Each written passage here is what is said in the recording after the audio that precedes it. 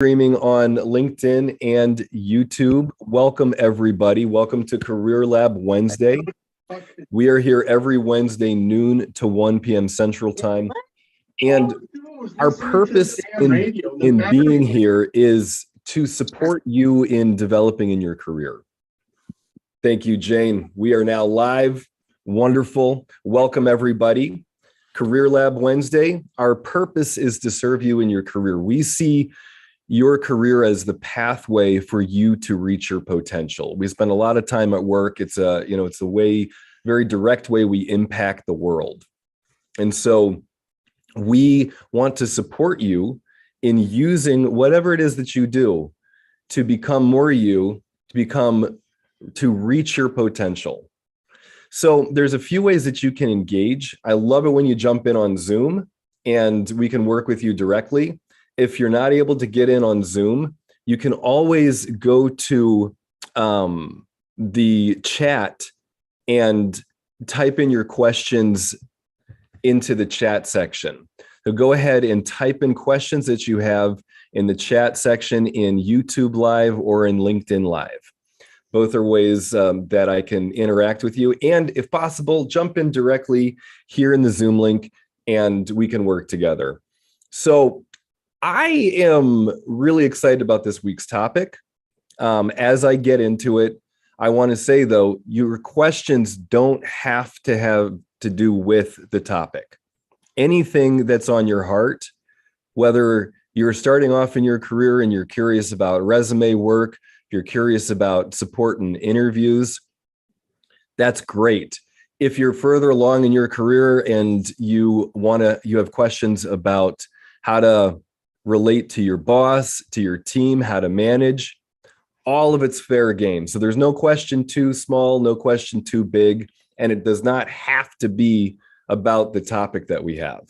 So that being said, I want to talk a little bit about transferable skills, and something that came up in an article in Apple News not too long ago that is really what I have seen for people in their jobs is you do have to have some skills. There's basic skills that you need. If you're working in tech, if you're working in real estate, there's the stuff that you have to learn. But most things can transfer over to other jobs, especially when we look at it through the lens of social and emotional intelligence. Because if I've learned how to do a bunch of tasks in one area and I'm doing that with a team, and how I interact with that team is often something that I might not be thinking about when I'm looking at a different position, if I'm looking to change companies. I might not be considering how great of a team player I am or ways that I'm still developing that. Welcome, Tony. Good to have you on. And I might not even be thinking about that. But in this article, the point that they were making is that the most important thing they look for in an interview is if the person they're talking to is aware of themselves. What is their level of consciousness? Are they aware of themselves in that interaction? Because if they are, they're then able to learn quicker. They can assimilate with any team that they're put on. And so somebody might come in with a whole bunch of skills that are great skills to have, and they know the right answer to everything. But if they don't work well with people, that might not even matter in the end. And so oftentimes in that interview process, especially where people are really, higher end interviews, they're looking for how do you relate? How do you relate with other people? So that's just the topic that we're getting into today. But I would like to hear from other people. I would like to hear what questions you have. How can I serve you today? So again, you can come off mute, or you can type your questions into the comments section. Welcome, everybody. Welcome, Scott. Welcome, Tony. Shamika, great to have you here. Anna, James, and Dee, and Cynthia. What questions do you have today? And I'll wait a little bit. Feel free to come off mute. And if I'm talking to Anna, you've got your hand up. Hi, George. Thank you.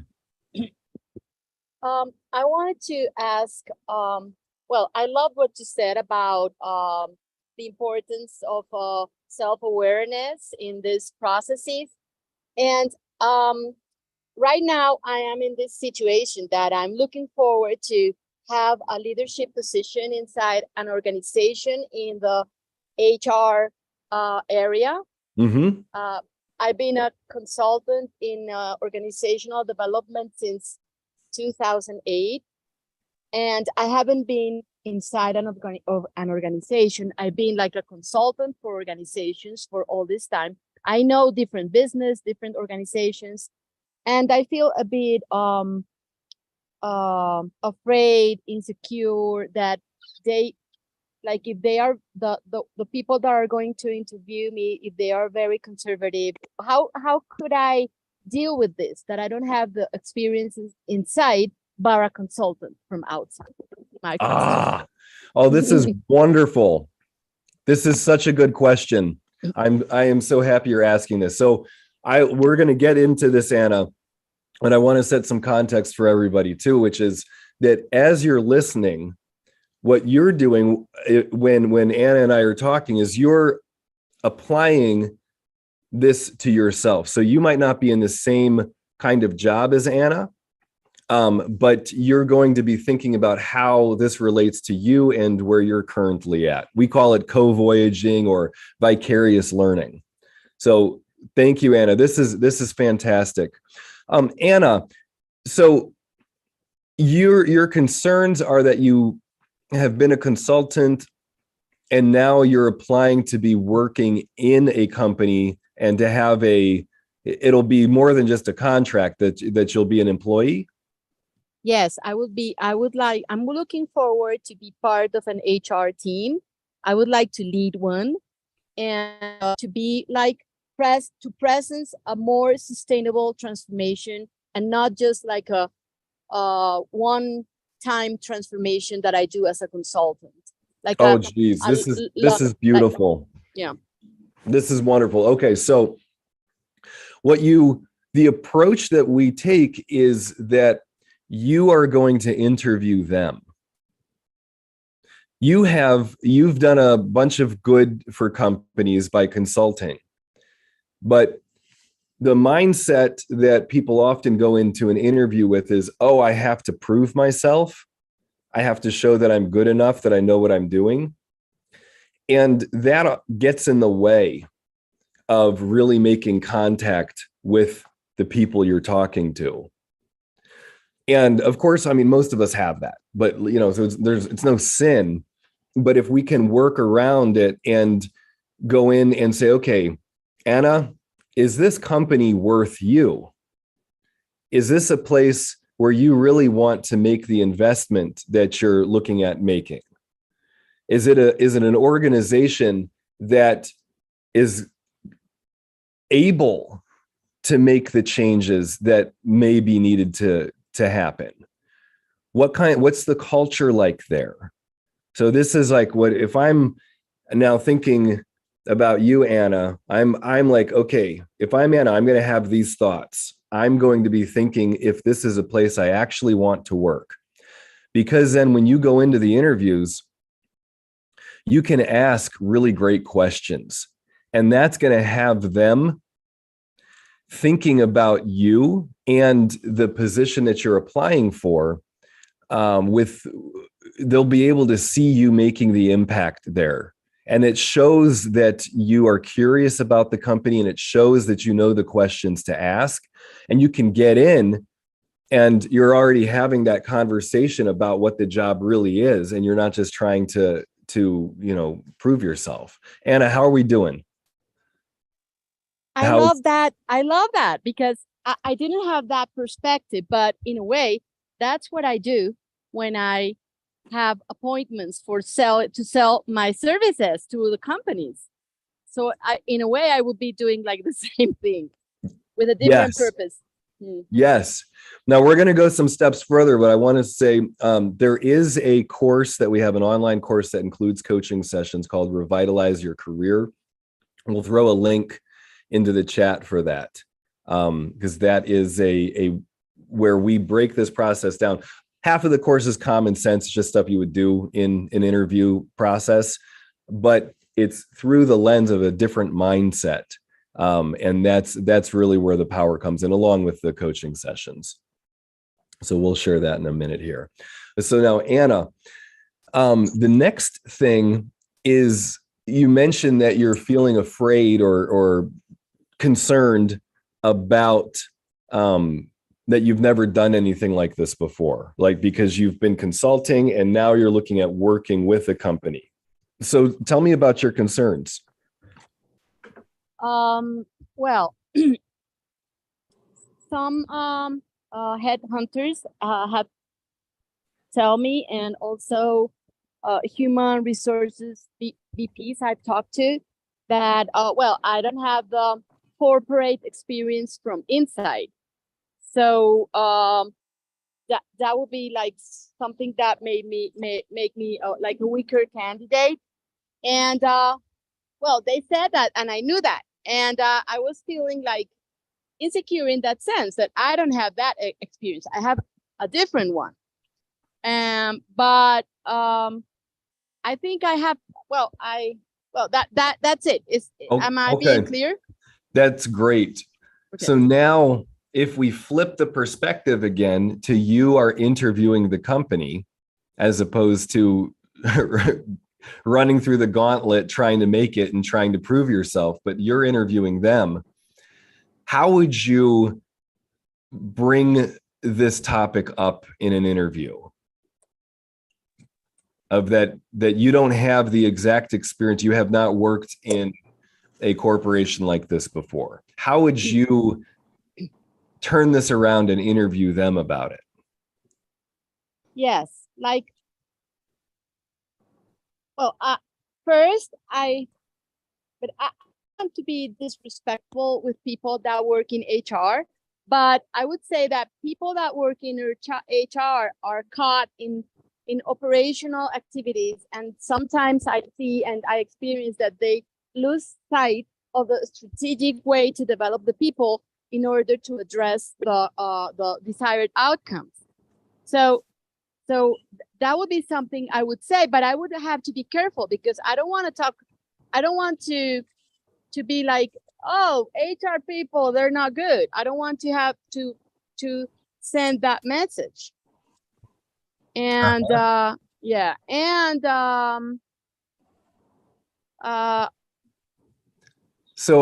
Anna, so this is wonderful. So right here, what we're getting is that this is actually a gift that you bring, in that you haven't worked in a company, but it's something that you've observed through consulting. And so if you in an interview can position this well, so if you go to superiority, where you're kind of trash talking HR people, and you don't want to do that. No. It's good to get it out in beforehand in coaching sessions or in talking to people, so you can get that out of the way. But if you're not going to superiority around it, what kinds of questions would you ask in the people that you're interviewing with? Yes, maybe I would say like things like what are you looking forward in developing your people that you haven't achieved yet? What type of abilities or competencies, and even what type of interfunctional teamwork haven't you been able to strengthen inside the organization? maybe those questions. Yeah, this is good. Are you getting that? Like, if let's say that I'm interviewing you and you're asking me these questions, are you getting how powerful that is for me? Because now I'm picturing my organization and the problems that I'm having, and you're asking intelligent questions about this, and I'm starting to give you answers of saying, oh, you know what, this is here's the issue that we're having, and blah blah blah. And now we're really talking about what the job is. Yeah. And if it's a place that's not going to be open to change, and then you are going to know that you don't want to go in there. That's true. Yeah, when you said that I was going to interview the company, yeah, that's true. I don't want to have a job just to have a job. I want to have a job where I can gain value for me and give value for the company. And so, and another cool thing, I think this will have some connection points here, but when you have insecurities about your weaknesses, like I haven't worked in a company like this before. Yes. If you can turn that around and actually use it as an asset, because oftentimes our ignorance is an asset. Yeah. And I'll share a little story. So when I was hiring people years ago, one of the things I learned to say to the people I was hiring, I was managing a tech department, and I knew that the people I'm hiring know more about tech than I do. And so I would say, look, in your first 90 days here, I want you telling me what's wrong with what we're doing. Like, I want you asking lots of questions. I want to take advantage of the fact that you don't know how this organization works, because you're going to actually help point out things that aren't working. And you are going to have creative ideas. Oh, and I'm going to put you on mute for a sec. You're going to have insights into things that you're not even aware that you have, just given that you haven't been here. And so I would do that, and then I would get pushback in from myself and from the team around things, and we would sort that out. But it helped streamline things, and it helped take advantage of people's ignorance in a good way. And so, Anna and others, as you're listening in, if you can use the fact that you don't know certain skills when you're interviewing, you can ask, okay, is that a skill that I need to learn? Oh, am I covering the training for that? Or is that something that you're going to cover the training for?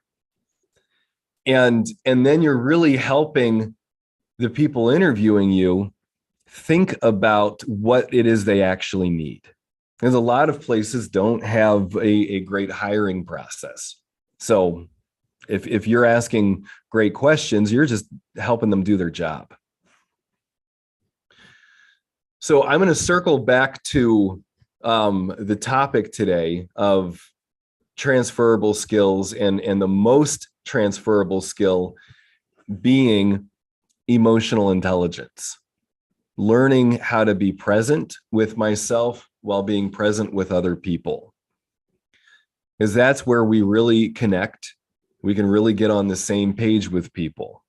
And if we're not doing that, one of the things that, I think happens a lot in interviews is in the first few minutes, the person doing the interview might write you off, and they might say, oh, okay, I'm not going to hire. Like, they might even be conscious of this, but they may have already decided they're not going to hire you. And then you waste another 15, 20 minutes going through the steps. When if you can be really present, you can ask questions that get them back connected with you and interested again, and changing their mind and saying, oh, okay, whoa, I had written this person off, but actually some of what they're asking me is important stuff here. And, oh, this is interesting. And so if you're just trying to perform, and just trying to prove that you know stuff, it doesn't work well. So, Anna, I don't know if you're available to come off mute and share any next steps or not, but I really appreciate you jumping in and sharing where you're at with this, because I think a lot of people relate. Thanks, George. It was great to receive your feedback, and I feel encouraged and happy to keep on my search journey. Awesome. Anna, did you get the thing about how what you don't know is actually a gift? Yes. Okay. Yes. Beautiful. Yes. Beautiful. Thank Yep. you. Thanks That's a lot. just and for everybody, if we can learn to use our anxieties and our fears, like saying, oh, I'm not good enough, I don't have that yet. If I don't try to hide that, and if I'm Anna and I just say, hey, this is my background, I have not worked in a company like this before. So, some of my concerns are, what's the onboarding process? What would that be like for me? What's exactly expected of me? What are the things I really need to learn here? And what are the things you want to take advantage of in my experience that I don't have yet? And you can actually use the insecurities and that I don't know things as ways to connect with somebody else. Great. Yes. Thank you. You're welcome. You're welcome. I'll share a quick story about a client who they found that when doing presentations in the C-suite, what worked really well was when they recognized that they could see that somebody else was feeling afraid. What they used to do was they would start talking and try to assuage that person's fears and say, oh, this product does this. And, they gave good information. But what she learned to do was say, oh, I think that person's feeling concerned about something. And she would ask, sir, what are your concerns? See how she doesn't have to try to prove herself. She's now using the fact that she feels afraid as a way to make contact with somebody else who she thinks is feeling afraid. And then he says, oh, here are my concerns. And then she asks more questions about that. And then she can say, okay, so the product does this and this and this. It would address those concerns. It doesn't address these concerns. And then he's saying, okay, well, great. Actually, we have so-and-so that can handle that. And what she found was soon all she's doing is facilitating a conversation about a product. And the people that she's talking to are doing the hard work of really thinking through what works for them about it and not. And she doesn't have to be selling in the same way that we usually think of selling. She's now being of service to people and using her anxiety and the things that she doesn't know as a way to connect with people. So, well, I'm going to do a quick room reset. This is Career Lab Wednesday. We're here every Wednesday, noon to 1 p.m. Central. And our job is to support you in your career. We see your career as the pathway for you to reach your potential. We see, your relationship, your marriage, your relationship with your family and friends, your spiritual relationships, all of those are pathways for you to reach your potential. But here we focus on career. So we invite any career-related questions, anything from interviewing to how do I deal with a teammate that, I'm struggling with, and it seems like we speak different languages. We can get into personality styles and how to learn another personality language. So anything that you've got on your heart is fair game here. And you can communicate with us. Love it when you jump in here on the Zoom link. Feel free to come off mute and ask questions. And if you're unable to do that, you can always type your questions into the chat here in Zoom or into the comment section in LinkedIn and YouTube. Okay, great. I'm seeing a question from D. D, thank you. Coming back into the workforce after a while and wanted to know, how do you put forward a resume that doesn't get rejected? Okay, we'll take that question first and we'll get on to the next one. I'm going to change things from the beginning with that question, D, is you're going to get rejected. A lot of resumes will get rejected. That's going to happen, but we want your resume to get in some places. So if you're coming back into the workforce, you've been gone for a while, or if you have been at a company for a while and you're now going to another company or looking to, there's definitely keywords. Knowing what keywords will come up, and if a job posting is getting 100 resumes, a lot of those will just get not even get looked at if you don't have the right wording in there. So that's one thing that you can do. I'm not going to go more into that. Actually, Jane, let's share the YouTube links to the that won't make sense to do in the chat, but share the YouTube link to my channel that has, if you look back into the history of it in the Career Lab link, that will give you access to a lot of work we've done on LinkedIn, updating your profile and resume. And there's SEO optimization and keyword stuff in there. So that's going to be some research for you to do, D. We're not going to get more into that right now.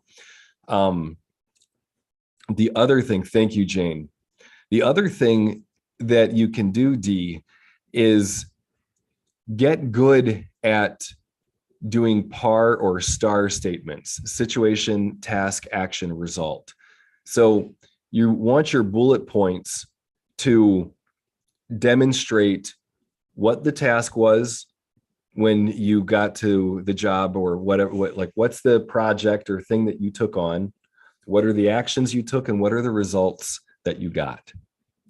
And by the way, this is a great question because it fits in beautifully with our topic of transferable skills.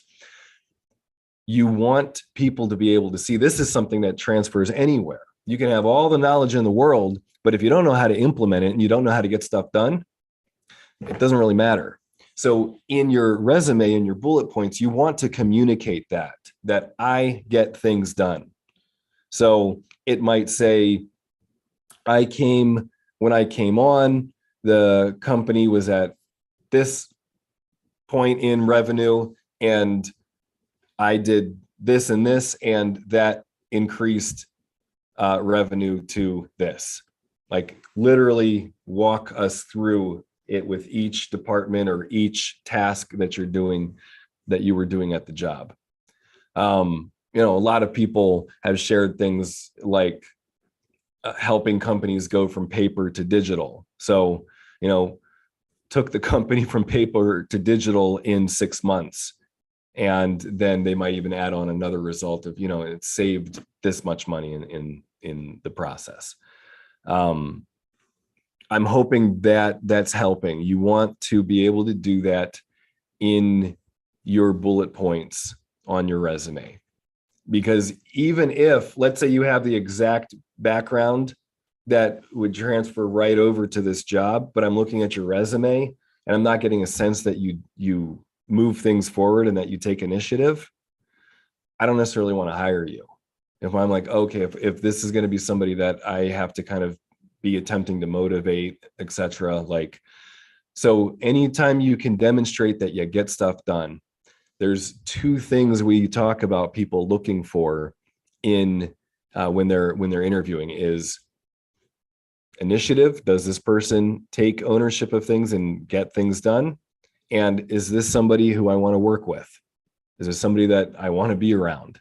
So when you're interviewing, you can be thinking, that's really what the person is wondering. Is this somebody I want to work with? And do they get stuff done? And because, again, you can have a whole bunch of skills, you can have a whole bunch of experience, but if you upset things on a team, if you don't know how to be in rapport, that kind of thing, then none of that matters and nothing gets done. So I hope that helps. Great question, D. Now let's, and by the way, anybody, if you have any more questions about that and resumes, Jump in, share your resources as well. If you have experience with SEO optimization and what you need to do in your resumes, please share that. This is a great forum for it. Okay. Also, how do I see if I fit the company which I'm planning to join? That's a great question, Dee. You know, it might serve you to go back and watch some of the career labs with Drew Allison from a couple months ago, because people will often get stuck on, what do I really want in a job? Is this the right thing for me? And the truth of it is I'm not going to figure that out alone and on my own in my head. It's sort of like with dating and getting married, like the myth of there being the perfect one out there. We all buy into this in some way.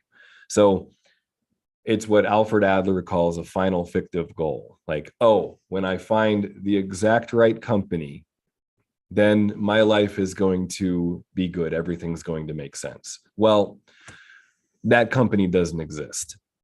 And so you can start with that, just being aware of our own, humanity's kind of way of living in fantasy and BSing ourselves.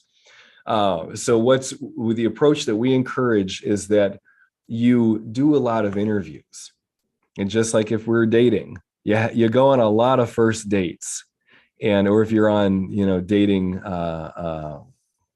online dating sites, that, you're getting to know the market. You're getting to know what's out there. And as you do that, then you're going to start saying, oh, this company, when I'm talking to this company, I'm looking at them, I talk to some people there. Oh, you know what? I like this. I'm more and more interested in this. And oh, you know what? I'm starting to see more about myself. I'm starting to learn more about myself, who I am, what my gifts are, and how those resonate with this company or that company, etc. And doing that alone and on my own just doesn't work. That's why networking and getting interviews is something we encourage, is because it's really the relationship, the dynamic feedback that you're getting that helps you know more about yourself. So seeing if you're a good fit for the company you're planning to join, it's a relationship, Dee. It's you getting to know yourself in the process. I'll share a story about somebody I was just working with, who, what they did was they got, and it's so often helpful to have other people tell you, because we're not, as human beings, the studies on this, on how we suck at knowing what's going to make us happy. There's a lot of research on this. We are really good at coming up with fantasies about what will make us happy. And so I had a client who, she had a few job opportunities lined up, and one of them was really flashy. And it was something like so cool, totally in the space that she wants to get into, etc. But there was other companies that were way more grounded, and she was getting offers from, that would help her develop skills that she ultimately will benefit her more. And it was really helpful to her to say, yes, I so want to go after this one company. I would have a lot of fun there, but I would probably end up working way more than I want to work. And there's all kinds of things that I don't like about it. And so I'm going to do this other one that's, not as, I don't know, I'll just keep using the word flashy, but is really going to help me develop internal skills and ways to be disciplined and manage myself that are really important to me. And it's not going to be the most comfortable one, It's not going to be, it's going to be different than what I was thinking, but the skills that I'm going to get are going to be really important life skills for me to have. And so she had me coaching her, but she also has other people talking to her about it and saying, like, you might look at this. And also that other company, your gifts that you have, you're going to give so much of yourself. You're such a giving person. And that's just going to stretch out. And I don't see that you ever really getting a return on your investment there. So, these are some things to consider when you're looking at different companies. So I'm hoping this is helpful. So D, great questions. Thank you. So this is Career Lab Wednesday. Every Wednesday, noon to 1 p.m. We're here. We invite your questions. Anything career related, doesn't have to be exactly on the topic. Well, I'll find a way to make it on the topic. So I invite you to share your journey. What questions do you have? Oh, great. Thanks, Tyrone. The podcast tomorrow night. You know what? I'm going to be in training until 8:00, so I can join after that. Okay. So questions. What questions do we have? How can I serve you today? You can come off mute or you can type your questions into the comments section.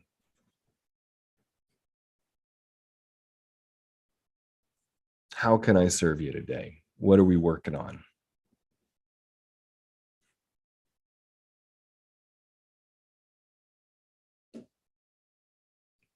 Well,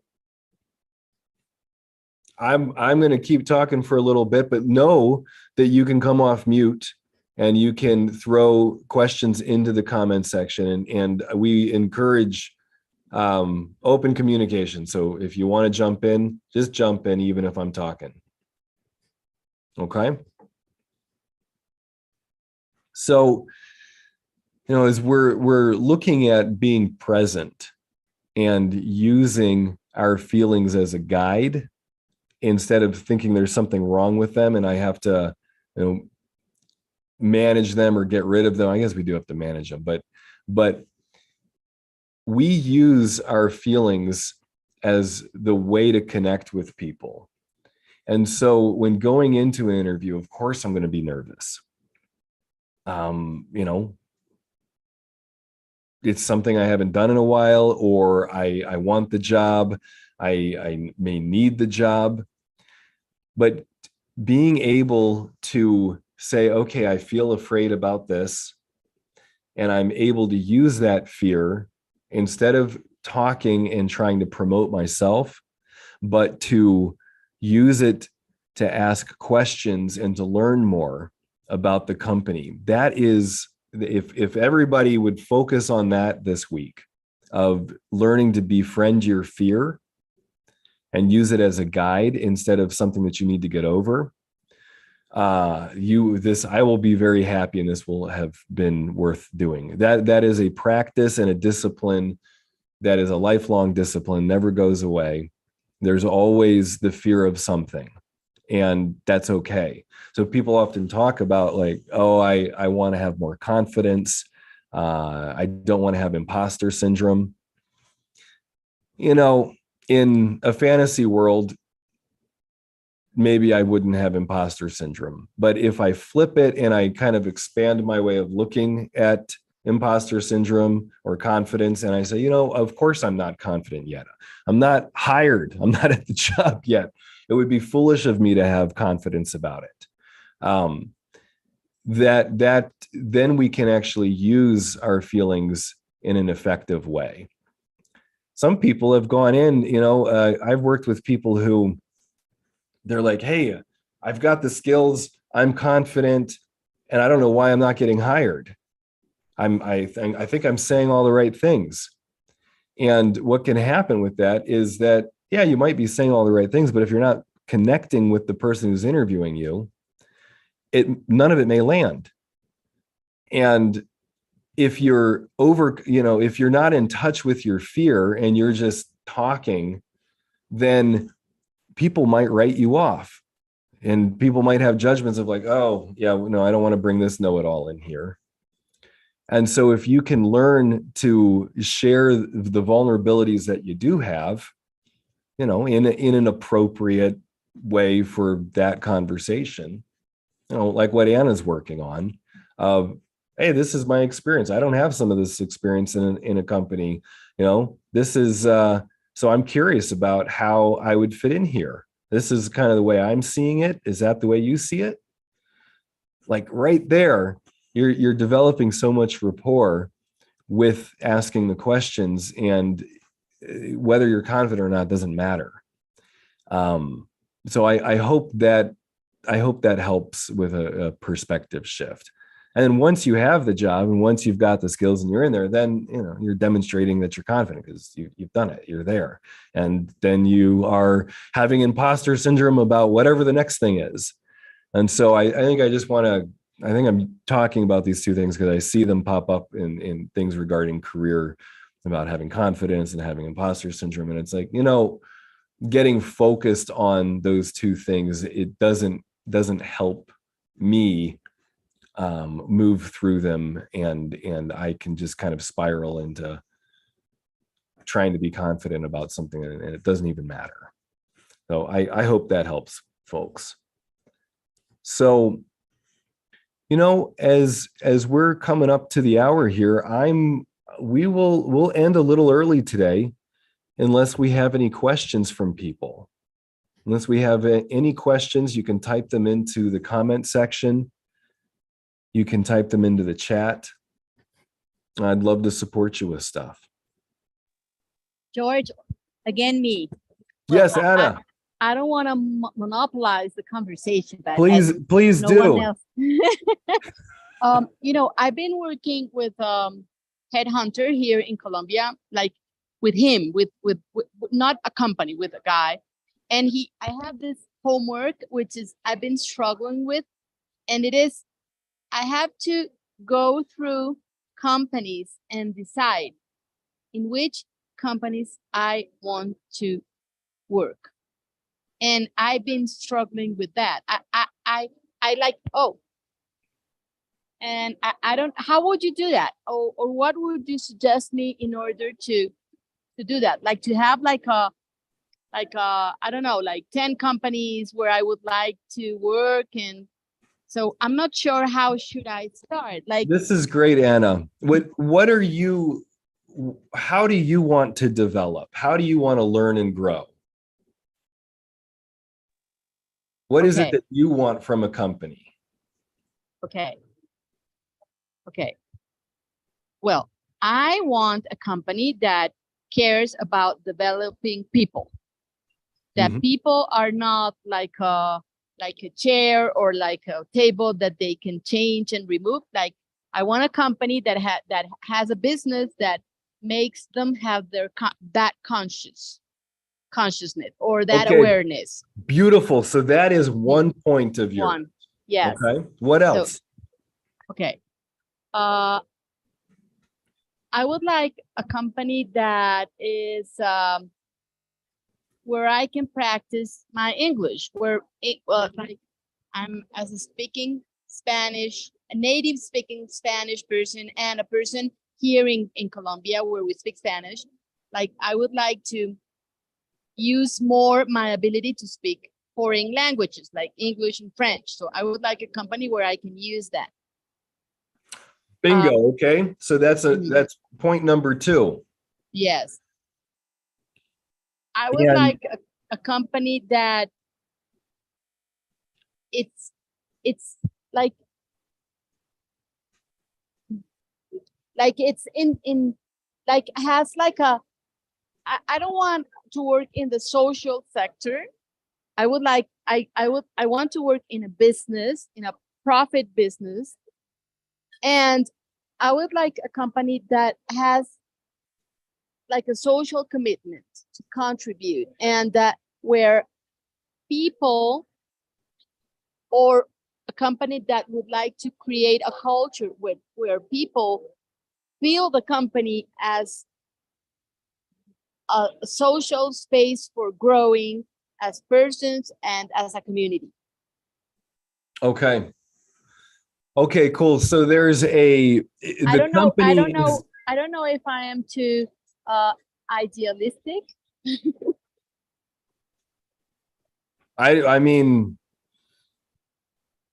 maybe, but that's a great, why not have that as your North Star? So you've got 3 Yes. points that I think are wonderful. Yeah. And you know how the company is, it's a profit company. Mhm. So it's public, it's in the public sector, and that the company is also impacting the world in a good way with whatever its product is or whatever it's doing. What do you mean by public sector? What do you mean by that? Oh, so in the US and maybe everywhere, I don't know, but public sector means that it's a company, it's not part of the government. Oh, in here it's the opposite. Oh, Like really? public, yeah, like public sector would be part of the government. So that's why I was like curious.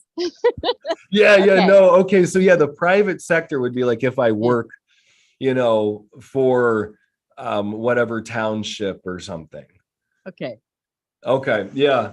No, so yeah, got it. So that's what, oh, so you want to be in the, when you say you want to be in private sector or public sector in Colombia? In Colombia, private sector. Okay, Not the government. not the government. Yeah, Got it. not the government. Okay. Yeah. So this is wonderful. You've got 3 clear things. And now you look at companies that fit those. And then you can start measuring the 10 companies and saying, okay, this one, you know, has more of this or whatever. And is this helping, Anna? Yes. Okay. Yes. Okay, cool. And then this is so great because then when you're interviewing, you're really getting in there and finding out more about how much of what they say is true. A lot of companies, you know, will put some good sounding purpose statement on their webpage. And if it's a good purpose statement, a good mission statement, chances are they're not living up to it. You know, the organization I work with, we have a mission statement. There's ways that we're not living up to it. Mm-hmm. And so when we're hiring people, like we're hiring people to help us live up to what our mission is. And if anybody, you know, is like, oh yeah, this is exactly what we do, I don't know, you know, be curious about it. Hmm. If you can get in a conversation with somebody and they're saying, you know, this is our mission statement, and this is where we're struggling living up to that. I mean, right there, then, you know, you're having a heart-to-heart conversation with them. Yeah, I love that because I didn't have that idea, like to look through mission statements and use that as a conversation for my interview. Great. Awesome. And Yes. and you look thinking about the companies that you know, that inspire you. You know, what are places that are, and I'll share a quick story about a woman a company that she really likes because she likes what they create. Yet at the same time, she knows internally that the culture isn't what she would want in a company culture. But she really, really likes what they do. She really likes the service they provide. So in her interview process, she's open about it. She's like, look, if part of me getting hired here is going to be is for me to impact the culture and shift it in ways that are healthier, you know, we can have a conversation. And if not, then I'm not going to waste your time. And that turned into 6 months of conversations and negotiations. And, you know, she got in but it set her up really well in a company where they do want to change the culture. And she was able to work through, where she's responsible for shifting things in the culture. Mm-hmm. Well, Anna, I'm glad. Thank you for asking that. Now, it looks like is there any more that you want support with on this one, Anna? No, thank you. We have more questions in the chat. Okay. Thanks a lot. Yeah, you bet.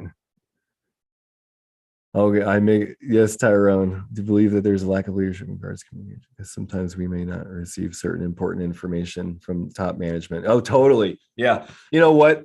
This thing, there's so many things get siloed. It's a great point, Tyrone. And when there's not cross communication, it can really slow things down and hurt a company. I'm not going to go more into it, but if, oh man, I'm thinking of the book, the mission, and then there's one other M word. And this is embarrassing, Jane, but we'll have to just put the link in later as I remember it. But the whole thing is about in the military and how important it is for leadership to listen to the people on the ground and to listen to what's actually happening. And so, if you're in a company and, you need to be listening to your sales reps and really hearing because they're the ones who are having the direct contact with the market. And so that needs to influence decisions. So that's a good point there. George, it is the man, the mission, and me. Yes. Oh, I forgot about the me. How?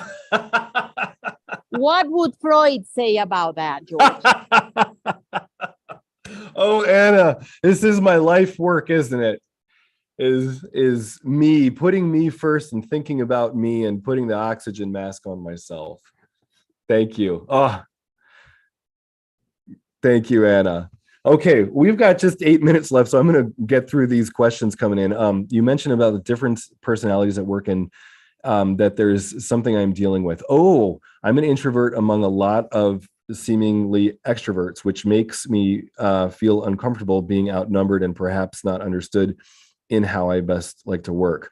Okay, so the thing that, first of all, not a personality, our personality is simply a construct of our environment and the choices we've made. So I can shift my personality at any given time.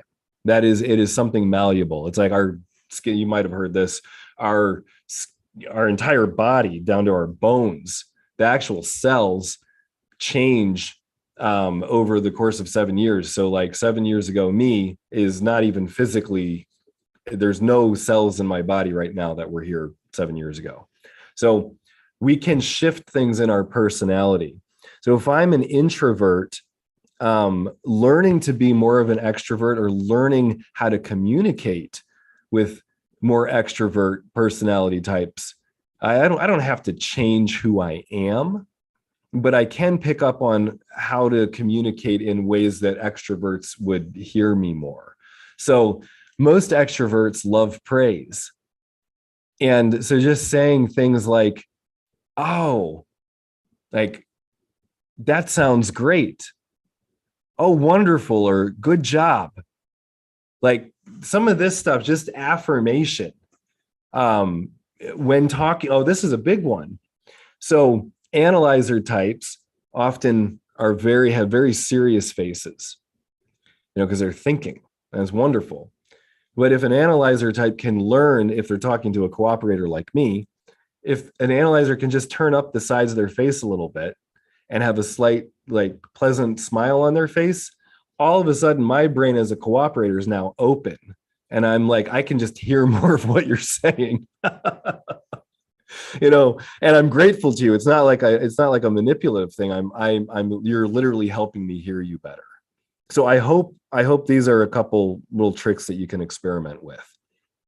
From Lena, so what are some good questions to ask during an interview to make sure I am aware of what they are thinking of me. Today, during I flat asked, am I reading this role right in how I'd be? Oh, yes. Did what I am, wait, I will read this out loud because it's such a good question. Lena, yes, this is a good question. To ask in an interview, am I reading this role right in how I'd be a good fit? And so I'm saying, it's my understanding that this is what this role is. Here's what I'm bringing to the table. And am I reading this right in how I would be a good fit here? That's wonderful, because they can say, well, wait, we need to know more about you in this regard. And yes, to that, yes, this is, you make sense in this role. I'm not going to say more about it right now. I think everybody can get that. That's a good question to ask. And then, did what I share about me align to what you have in mind? Another great question, Lena. Thank you. Yeah, these are good questions. So asking the person who's interviewing you about how, if they're seeing you fitting in there, cool. And asking them more questions of, you can use that as a tee-in of, it's my understanding that this position is this, and I'm imagining that there's these sorts of issues or things that you're wanting to build and develop. And here's my experience, and here's what I think I would be doing here. Are we on the same page with that? Okay, no, so there's some more things over here. Now, who's all a part of that team? Tell me more about what's needed there. So as you're starting to, if they start saying things that you don't know about, you don't have to act like you do. You just ask more questions about it. And so you're actually helping them think through what they need, which is a gift to them. And it's giving you information, and it's helping you decide if you want to be there. So wonderful question, Lena. Oh, he said, truthfully, I don't even know what to ask somebody in a sales ops, since VP admitted it's not his strength. He wanted someone to walk in and do their thing. Anyway, I'm glad, and I helped it. Anyway, I'm glad I did this, and it helped me. Okay, so yeah, with that, he doesn't know. So another follow-up question there, Lena, could have been, oh, gotcha. Well, yeah, this is what I do, but who would I talk to in the organization to make sure that we're aligning well? And then so you can always ask a follow-up question when they don't know something, like, okay, well, where would I go for that information? Because right there, you're now, like, you're communicating to the VP that you're somebody who handles stuff and gets stuff done, and that you take initiative and you're going to follow up, and so just right there, it's a weight off his chest, or their chest, her chest. Okay, so great. I love this stuff. Jane, thank you. Yes. The Mission, the Men, and Me, a book by Pete Blaber. So thank you, Jane, for bringing that in and sharing that. Yeah, wonderful book, really fun read, highly recommend it. You'll get lots of insights into you and how you work in companies. And thank you, Jane. We're going to wrap up. If anybody wants a 15-minute call with me, please do. I will serve you as much as I can in that time. And if we need to set up more sessions after that, or I can point you in the direction of programs and things that might be of service to you. I would love to talk with you, set up a 15-minute call with me, and we'll be in touch. So everybody, thank you so much for joining in today. Anna, thank you for sharing with us, really serving everybody listening in. I appreciate you. Jane, thank you for keeping us going and running the program here. And thanks to Lena and everybody else, Dee, who shared your questions. Really appreciate it. And we will see you next week, noon to 1 Central Time. And again, if you missed anything, you can always find this on my YouTube channel. All right, take care, everybody. Thanks a lot. You bet. A lot of value. Bye-bye. Great to see you. You too.